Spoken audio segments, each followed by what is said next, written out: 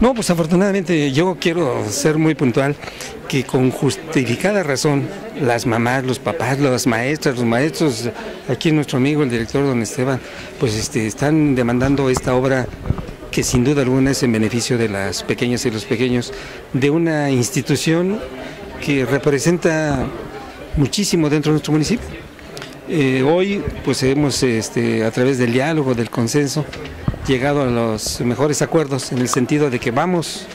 y yo he ratificado mi compromiso de llevar a cabo esa obra tan importante en la institución primaria Venustiano Carranza,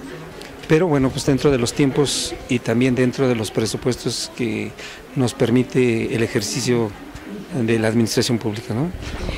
Yo realmente estoy muy agradecida con el presidente municipal y sin lugar a duda a toda la población de aquí de Tula. A veces es difícil creer en la palabra de una persona y más de un gobernante, pero ahorita pues ustedes qué bueno que fueron testigos realmente que así debe de ser, un hombre y una mujer deben de tener palabra, y ahorita acabamos de corroborar que lo que se habla se cumple, y aquí está una más que